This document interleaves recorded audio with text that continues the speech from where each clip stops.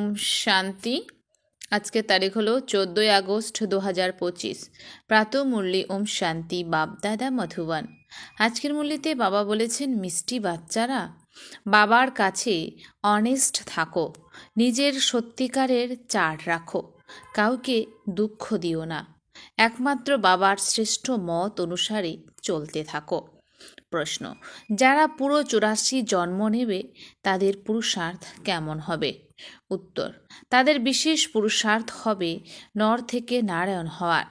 নিজেদের কর্মেন্দ্রগুলির উপরে সম্পূর্ণ কন্ট্রোল থাকবে। তাদের চোখ ক্রিমিনাল হবে না।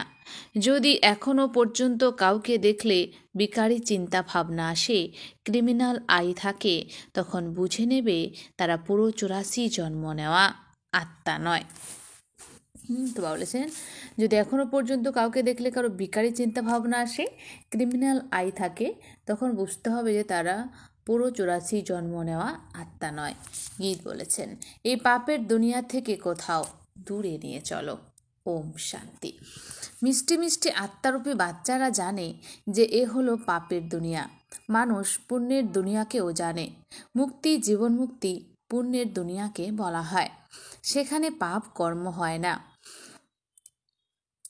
পাপ হয় দুঃখধাম রাবণ রাজ্যে। দুঃখ প্রদানকারী রাবণকেও দেখেছ। রাবণ কোনো বস্তু নয়, তবুও কুশপুতলিকা দাহ করা হয়। বাচ্চারা জানে যে আমরা এই সময় রাবণ রাজ্যে রয়েছি, কিন্তু তা পার হয়ে গেছি। আমরা এখন পুরুষোত্তম সঙ্গম যুগে রয়েছি। বাচ্চারা যখন এখানে আসে তখন তাদের বুদ্ধিতে এ কথা থাকে যে আমরা সেই বাবার নিকটে যাই, যিনি আমাদের মানুষ থেকে দেবতায় পরিণত করেন, সুখধামের মালিক করে দেন। যিনি সুখধামের মালিক করে দেন তিনি কোনো ব্রহ্মা নন, কোনো দেহধারীও নন। তিনি হলেন শিব বাবা, যিনি বিদেহী। তোমাদেরও দেহ ছিল না। পুনরায় তোমরা শরীর ধারণ করে জনম মরণে আসো। তাই তোমরা জানো যে আমরা অসীম জগতের পিতার কাছে যাই। তিনি আমাদের শ্রেষ্ঠ মত দেন। তোমরা এভাবে পুরুষার্থ করলে স্বর্গের মালিক হতে পারবে। স্বর্গকে সকলে স্মরণ করে জানে যে নতুন দুনিয়া অবশ্যই রয়েছে, সেটিও অবশ্যই কেউ স্থাপন করবে। নরকও কেউ স্থাপন করে। তোমাদের সুখধামের ভূমিকা কখন সম্পূর্ণ হয় তাও তোমরা জানো। পুনরায় রাবণ রাজ্যে তোমরা দুঃখী হতে থাকো। এ সময় এ হলো দুঃখধাম। যদিও কত কোটিপতি পদমপতি রয়েছে, তবু অবশ্যই পতির দুনিয়া বলবে। এ হলো কাঙ্গাল দুনিয়া, দুঃখী দুনিয়া। যদিও কত বড় বড় বাড়ি ঘর, সুখের সমস্ত সাধন আছে, তবুও বলা হবে পতিত পুরনো দুনিয়া। বিষয় বৈতরণী নদীতে হাবুডুবু খেতে থাকে। এও জানে না যে বিকারে যাওয়া পাপ। বলে এটা ছাড়া সৃষ্টির বৃদ্ধি কিভাবে হবে। আবার আহ্বান করে, হে ঈশ্বর, হে পতিত পাবন, এসে এই পতিত দুনিয়াকে পবিত্র করো। আত্মা বলে শরীর দ্বারা আত্মাই অপবিত্র হয়েছে। তাই তো ডাকে, স্বর্গে একজনও পতিত থাকে না। বাচ্চারা, তোমরা জানো যে সঙ্গম যুগে যারা ভালো পুরুষার্থী তারাই বোঝে যে আমরা 84 জন্ম নিয়েছি। পুনরায় এই আমরা লক্ষ্মীনারায়ণের সাথীরাই সত্যযুগে রাজ্য করব। শুধু একজনই তো 84 জন্ম নেয়নি, তাই না? রাজার সঙ্গে প্রজাও তো চাই। তোমাদের ব্রাহ্মণদের মধ্যেও নম্বরের ক্রমানুসারে রয়েছে। কেউ রাজা রানী হয়, কেউ প্রজা। বাবা বলেন, বাচ্চারা, এখনই তোমাদের দেবী গুণ ধারণ করতে হবে। এই চোখ ক্রিমিনাল কাউকে যদি বিকারের দৃষ্টিতে দেখে, তবে তাদের 84 জন্ম হবে না। তারা নর থেকে নারায়ণ হতে পারবে না। যখন এই নয়নের উপরে বিজয় প্রাপ্ত করে নেবে, তখন কর্মাতীত অবস্থা হবে। সব কিছু চোখের উপরেই নির্ভর করে। চোখই ধোঁকা দেয়। আত্মা এই জানালা চোখ দ্বারা দেখে। এনার মধ্যে ডবল আত্মা রয়েছে। বাবাও এই জানলা দিয়ে দেখেছেন। আমাদের দৃষ্টিও আত্মার উপর পড়ে।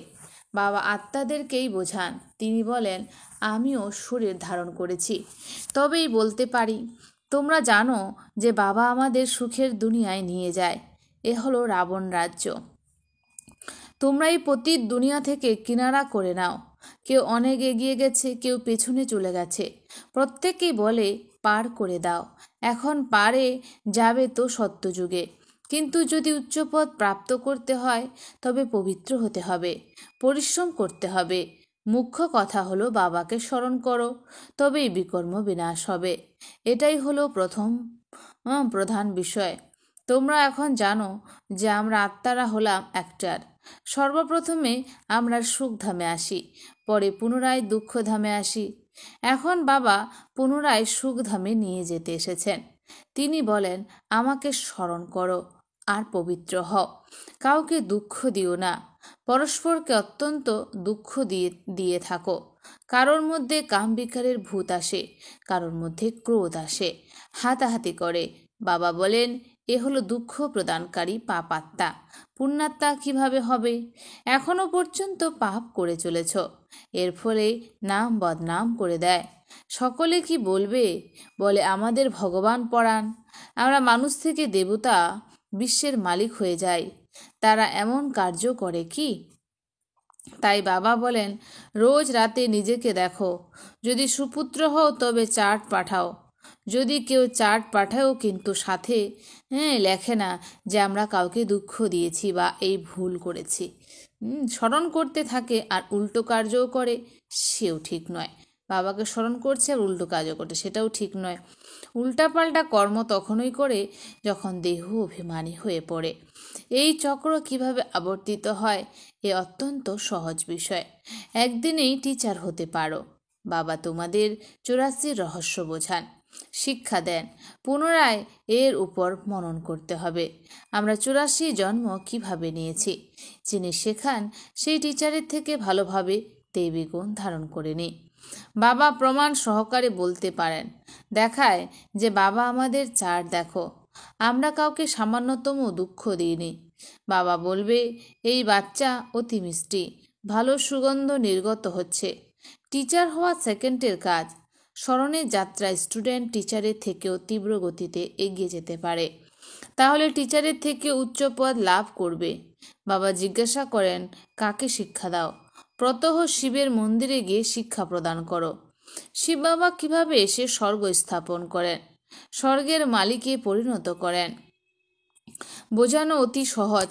বাবাকে চার্ট পাঠিয়ে দেয়, বাবা আমার স্থিতি এরকম। বাবা জিজ্ঞাসা করেন, বাচ্চা কোনো বিকর্ম করো না তো? বাবা বলেন, কোনো বিকর্ম করো না তো? ক্রিমিনাল আইকিউ দৃষ্টি কোনো উল্টাপাল্টা কার্য করায় না তো? নিজেদের ম্যানার্স চরিত্র দেখতে হবে। চোখই চালচলনের সম্পূর্ণ আধার। চোখ অনেকভাবে ধোঁকা দেয়। জিজ্ঞাসা না করে সামান্য কোনো জিনিস তুলে খেলে সেটাও পাপকর্ম হয়ে যায়, কারণ আজ্ঞা ছাড়া নিয়েছ, তাই না? এখানে নিয়ম অনেক। শিব বাবার যোগ্য, তাই না? ইনচার্জকে জিজ্ঞাসা না করে কোনো জিনিস খেতে পারো না। তো বলছে, ইনচার্জকে জিজ্ঞাসা না করে কোনো জিনিস খেতে পারো না। একজন খেলে অন্যরাও তেমন করতে থাকবে। বাস্তবত এখানে কোনো জিনিস তালাবদ্ধ করে রাখার প্রয়োজন নেই।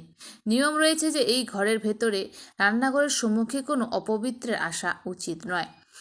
তো নিয়ম কি আছে? এই ঘরের ভেতরে বা রান্নাঘরের সম্মুখে কোনো অপবিত্রের আসা উচিত নয়। বাইরে তো পবিত্রের কোনো কথাই নেই, কিন্তু নিজেকে পতিত্ব বলে, তাই না? এখানে সকলে অপবিত্র।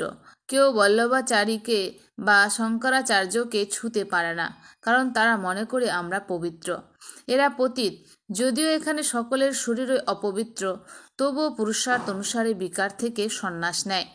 তাই নির্বিকারের সম্মুখে বিকারী মানুষ মাথা নত করে। তারা বলে, ইনি অতি ধর্মাত্মা প্রকৃতির মানুষ। সত্যযুগে তো কেউ শ্লেচ্ছ শূদ্র হয় না, ওটা হলো পবিত্র দুনিয়া। ক্যাটাগরি একটাই। তোমরা সমগ্র এই রহস্যকে জানো। শুরু থেকে নিয়ে আদি মধ্য অন্তের রহস্যকে বুদ্ধিতে রাখা উচিত। আমরা সব কিছু জানি, বাকি আর কিছু জানার থাকেই না। রচয়িতাকে জানা, সূক্ষ্মলোককে জানা, ভবিষ্যতের পদপ্রাপ্তিকে জানা, যার জন্য তোমরা পুরুষার্থ করো। পুনরায় যদি চালচলনও এমন হয় তাহলে উচ্চ পদ লাভ করতে পারবে না। কাউকে দুঃখ দেয়, বিকারে যায় অথবা কুদৃষ্টি নিক্ষেপ করে, তাহলে এও হলো পাপ। দৃষ্টি পরিবর্তন করা অতি পরিশ্রমের। দৃষ্টি অতি সুন্দর হওয়া উচিত। চোখ যুগলই দেখে যে এরা ক্রোধ করছে, তখন নিজেও লড়তে শুরু করে। শিব বাবার প্রতি সামান্যতম ভালোবাসা নেই, স্মরণও করে না। বলিহারি শিব বাবার, বলিহারি গুরু তোমার। বলিহারি সেই সদ্গুরুর যিনি গোবিন্দ কৃষ্ণের সাক্ষাৎকার করিয়েছেন। গুরুর দ্বারাই তুমি গোবিন্দ হও। সাক্ষাৎকারে শুধু মুখ মিষ্টি হয় না। মীরার মুখ মিষ্টি হয়েছিল কি? সে তো আর সত্যিই স্বর্গে যায়নি, সেটা হলো ভক্তিমার। ওটাকে স্বর্গের সুখ বলা যাবে না। গোবিন্দকে কেবল দেখলেই মনে হবে না, এতে এমন হতে হবে। গোবিন্দকে কেবল দেখলেই হবে না, এমন হতে হবে। তোমরা এখানে এসেছই এরকম হতে। এই নেশা থাকা উচিত যে আমরা ওনার কাছে যাই, যিনি আমাদের এরকমভাবে তৈরি করেন। তাই বাবা সকলকে এই রায় দেন যে চার্টে এও লেখো, চোখ ধোঁকা দেয়নি তো, কোনো পাপ হয়ে যায়নি তো। চোখ কোনো না কোনো বিষয়ে অবশ্যই ধোঁকা দেয়। চোখ সম্পূর্ণ শীতল হয়ে যাওয়া উচিত। নিজেকে অশরীরী মনে করো, এমন কর্মাতীত অবস্থা ভবিষ্যতে হবে। সেও তখন যখন বাবাকে নিজের চার্ট পাঠিয়ে দেবে। অবশ্যই ধর্মরাজের রেজিস্টারে সব অটোমেটিক্যালি জমা হয়ে যায়। কিন্তু যেহেতু বাবা সাকারের দেহে এসেছেন, তাই বলেন সাকারীর ব্রহ্মা মানে জানা উচিত। তবে তিনি তোমাদেরকে সতর্ক করতে পারবেন। ক্রিমিনাল আয় বা দেহ অভিমান যার থাকবে, বায়ুমণ্ডল অশুদ্ধ করে দেবে। এখানে বসেও বুদ্ধিযোগ বাইরে চলে যায়। মায়া অত্যন্ত ধোঁকা দেয়।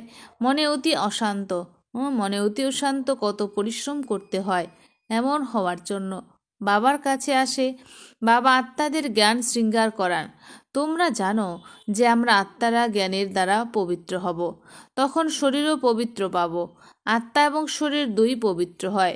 সত্যযুগে পুনরায় আধা কল্প রাবণ রাজ্য হয়। মানুষ বলবে ভগবান এরকম কেন করেছে? এই অনাদি ড্রামা পূর্ব নির্ধারিত। ভগবান কিছু করেছেন কি না করেননি। সত্যযুগে হয় এক দেবী দেবতা ধর্ম। কেউ কেউ বলে এমন ভগবানকে আমরা কেনই বা স্মরণ করব। কিন্তু তোমাদের অন্য ধর্মের সঙ্গে কোনো সম্পর্ক নেই। যারা কাটা তারাই এসে ফুল হবে। মানুষ বলে ভগবান এসে কি কেবল ভারতবাসীদেরই স্বর্গে নিয়ে যাবে? আমরা মানব না। ভগবানেরও দু চোখ আছে কি? কিন্তু এই ড্রামাও নির্ধারিত। সকলেই যদি স্বর্গে আসে, তবে অনেক ধর্মের পাঠ কিভাবে প্লে হবে? স্বর্গে এত কোটি হয় না। সর্বপ্রথম মুখ্য কথা হলো ভগবানকে, তাকে জানো। সেটাই যদি না বোঝো, তবে অনেক রকমের প্রশ্ন করতে থাকবে। নিজেকে আত্মা মনে করলে তখন বলবে যে এ কথা তো সঠিক। আমাদের পতীত থেকে পবিত্র হতে হবে, স্মরণ করতে হবে সেই একজনকে। সর্বধর্মই ঈশ্বরকে স্মরণ করে। বাচ্চারা, তোমরা এখন এই জ্ঞান প্রাপ্ত করছো। তোমরা জানো যে সৃষ্টি চক্র কিভাবে আবর্তিত হয়। প্রদর্শনীতেও তোমরা কত বোঝাও, কিন্তু বেরোয় অতি অল্প সংখ্যকই। কিন্তু তখন কি বলবে যে সেজন্য করা উচিত নয়? না, এভাবে বলবে না। ড্রামাই ছিল, করেছি। কোথাও প্রদর্শনী থেকে বেরোয়, আবার কোথাও বেরোয় না। ভবিষ্যতে আসবে, উচ্চপদ প্রাপ্তির জন্য পুরুষার্থ করবে। কেউ যদি পদপ্রাপ্তি কম করতে চায়, তবে এত পুরুষার্থ করবে না। তথাপি বাবা বাচ্চাদের বোঝান যে কোনো বিকর্ম করো না। এও নোট করো যে আমরা কাউকে দুঃখ দিইনি তো, কারোর সঙ্গে লড়াই ঝগড়া নেই তো, উল্টাপাল্টা কিছু বলো না তো, কোনো কর্তব্যহীন কার্য করো না তো। বাবা বলেন যে বিকর্ম করেছো তা লেখো। এ তো জানো যে দাপর থেকে বিকর্ম করতে করতে এখন অতি বিকর্মকারী হয়ে গেছো। বাবাকে লিখে দিলে বোঝাও হালকা হয়ে যাবে। লেখে যে আমরা কাউকে দুঃখ দিই না। বাবা বলবেন আচ্ছা, চার্ট নিয়ে এসো, দেখব। বাবা ডাকেনও এমন করে, আমার সুসন্তানের আমি একটু দেখি তো। সুপুত্রদের বাবা অত্যন্ত ভালোবাসে। বাবা জানেন যে এখনও কেউ সম্পূর্ণ হয়নি। বাবা প্রত্যেককে দেখেন যে কিভাবে পুরুষার্থ করছে। বাচ্চারা যখন চার্ট লেখে না তাহলে অবশ্যই কিছু ঘাটতি রয়েছে, যা বাবার কাছে লুকোয়। সত্যিকারের অনেস্ট বাচ্চা তাকে মনে করি যারা চার্ট লেখে। চার্টের সঙ্গে ম্যানার্স থাকা উচিত। হ্যাঁ, চার্টের সাথে বলছে ম্যানার্সও থাকা উচিত। আচ্ছা, মিষ্টি মিষ্টি হারানিদের বাচ্চাদের প্রতি মাতা পিতা বাপদাদার স্মরণে স্নেহ সুমন আর সুপ্রভাত। আত্মাদের পিতা তার আত্মারূপী বাচ্চাদের জানাচ্ছে নমস্কার। আমি সমস্ত আত্মারূপী বাচ্চারা জানাই মাতা পিতা বাপদাদাকে স্নেহ সুমন আর নমস্কার। ধারণার জন্য মুখ্য সার। 1 নাম্বার, নিজের বোঝা হালকা করার জন্য যা কিছু বিকর্ম হয়েছে তা বাবার কাছে লিখে দিতে হবে। বলছেন নিজের বোঝা হালকা করার জন্য যা কিছু বিকর্ম হয়েছে তা বাবার কাছে লিখে দিতে হবে। এখন কাউকে আর দুঃখ দেবে না, সুপুত্র হয়ে থাকতে হবে। 2, নিজের দৃষ্টিকে অত্যন্ত ভালো বানাতে হবে, চোখ যেন ধোঁকা না দেয়। নিজের দৃষ্টিকে অত্যন্ত ভালো বানাতে হবে, চোখ যেন ধোঁকা না দেয়, সে বিষয়ে সতর্ক থাকতে হবে। নিজের ম্যানার্স অত্যন্ত ভালো রাখতে হবে। কাম ক্রোধের বশবর্তী হয়ে কোনো পাপ করা উচিত নয়। কাম ক্রোধের বশবর্তী হয়ে কোনো পাপ করা উচিত নয়। বরদান, লক্ষ্য আর গন্তব্যকে সদা স্মৃতিতে রেখে তীব্র পুরুষার্থ করে সদা হোলি আর হ্যাপি ভব। লক্ষ্য আর গন্তব্যকে সদা স্মৃতিতে রেখে তীব্র পুরুষার্থ করে সদা হোলি আর হ্যাপি ভব। ব্রাহ্মণ জীবনের লক্ষ্য হলো পার্থিব জগতের কোনো আধার ছাড়া সদা আন্তরিক খুশিতে থাকা। ব্রাহ্মণ জীবনের লক্ষ্য হলো পার্থিব জগতের কোনো আধার ছাড়া সদা আন্তরিক খুশিতে থাকা। যখন এই লক্ষ্য পরিবর্তন করে পার্থিব জগতের ছোট ছোট গুলিতে ফেসে যাও, তখন গন্তব্য অনেক দূর হয়ে যায়। এই জন্য যা কিছু হয়ে যাক, যদি পার্থিব জগতের প্রাপ্তিগুলিকে ত্যাগও করতে হয় তো তাদেরকে ছেড়ে দাও, কিন্তু অবিনাশী খুশিকে কখনো ত্যাগ করো না। হোলি আর হ্যাপি ভবর বরদানকে স্মৃতিতে রেখে তীব্র পুরুষার দ্বারা অবিনাশী প্রাপ্তি করো। স্লোগান, গুণমূর্তি হয়ে গুণের দান করতে থাকো, এটাই হলো সবথেকে বড় সেবা। গুণমূর্তি হয়ে গুণের দান করতে থাকো, এটাই হলো সবথেকে বড় সেবা। অব্যক্ত ইশারা, সহযোগী হতে হলে পরমাত্ম প্রেমের অনুভবী হও। মাস্টার নলেজফুল, মাস্টার সর্বশক্তিমানের স্টেজের উপর স্থিত থেকে ভিন্ন ভিন্ন প্রকারের কিউ লাইন থেকে বেরিয়ে বাবার সাথে সদা মিলন মানানোর লগনে নিজের সময়কে ব্যয় করো আর লাভলিন স্থিতিতে থাকো, তাহলে অন্যান্য সব কথা সহজেই সমাপ্ত হয়ে যাবে। তারপর তোমাদের সামনে তোমাদের প্রজা আর ভক্তদের কিউ লাইন লাগবে। আচ্ছা, ওম শান্তি। ধন্যবাদ বাবা আজকের এই সুন্দর মিষ্টি মূল্যের জন্য।